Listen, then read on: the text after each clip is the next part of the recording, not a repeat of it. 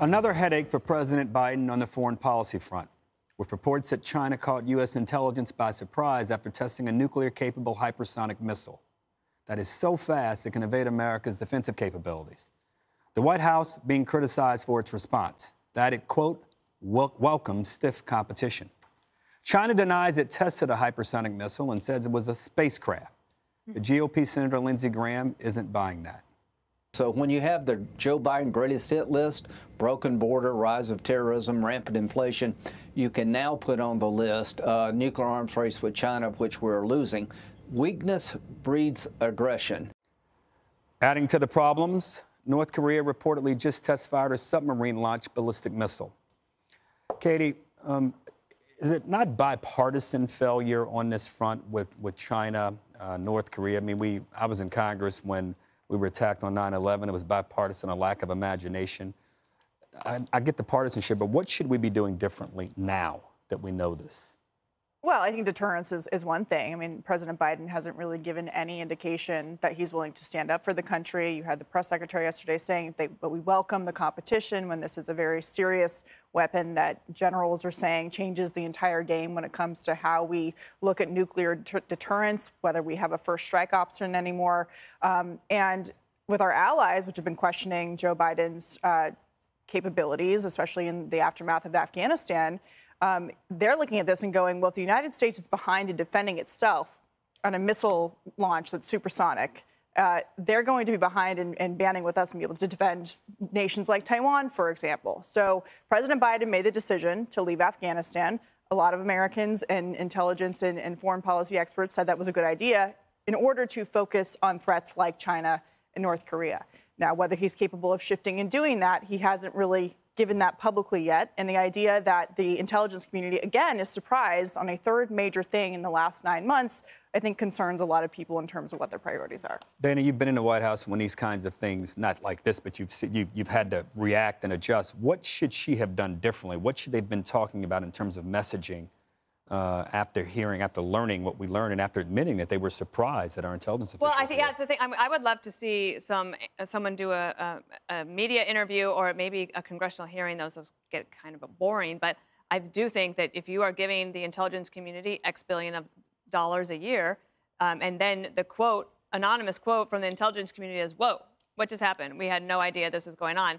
We deserve to understand what the investment is that we're making in the intelligence community, that we could miss something so obvious as this. And it makes you wonder, what else are we possibly missing? And the adversaries are going to continue to test us. And what our complete and total foreign policy focus under the Biden administration is about climate change. Yes. I think it is just like everything that they're focused on. There's a meeting coming up the end of this month in Glasgow. They're so focused on it, and they want so much to be able to go to the meeting saying that we have an agreement to pass this legislation that will get us to X amount of carbon emissions. When China and Russia, India, they're not paying attention to this. They're just blowing it off. Jesse, President Trump certainly ushered in and demanded a paradigmatic approach, a different approach to China. And I give him credit for that. I don't think he did much substantively. But it was a lot to get the country to think differently.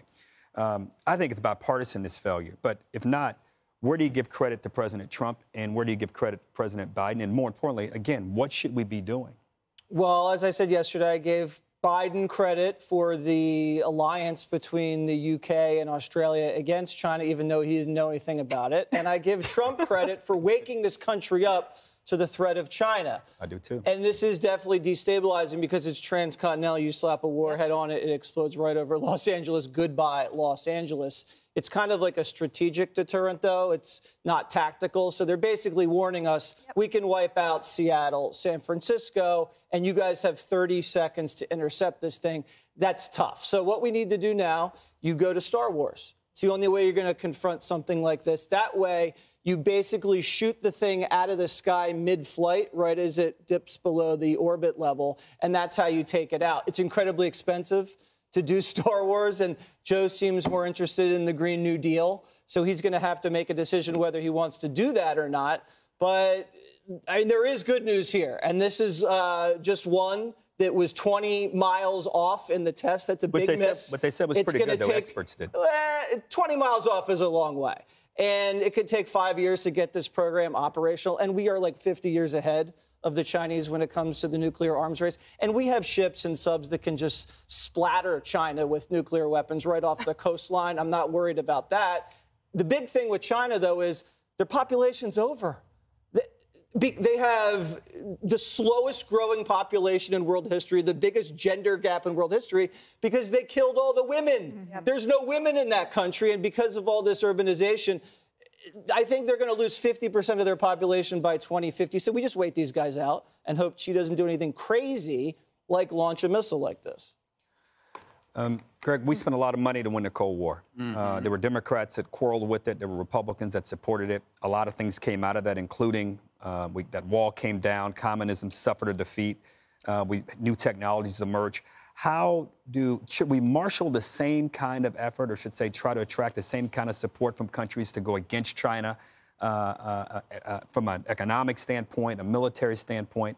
And to Jesse's point, I think we're going to have to, as a country, understand that defense spending is going to have to go way up, and we're going to have to think more imaginatively about how we defend ourselves. I agree, but I think all of you are way, way too pessimistic. I know that the rocket is alarming, but we are kicking the crap out of China in diversity training, installing gender-neutral bathrooms, and don't get me started on the windmills. We got way more windmills than they do.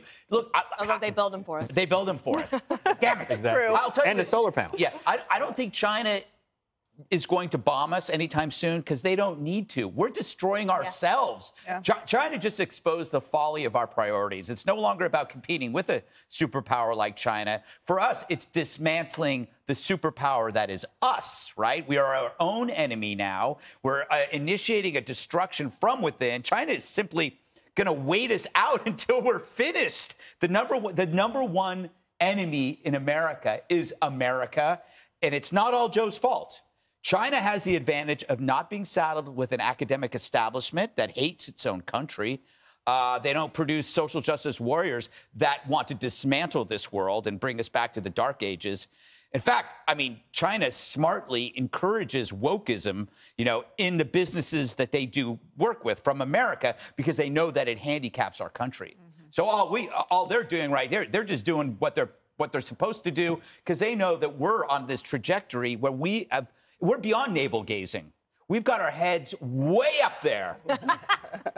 I'll tell you, you're right. They don't encourage it because they squash it and they will kill people. That is a good point. Hey, Sean Hannity here. Hey, click here to subscribe to Fox News YouTube page and catch our hottest interviews and most compelling analysis. You will not get it anywhere else.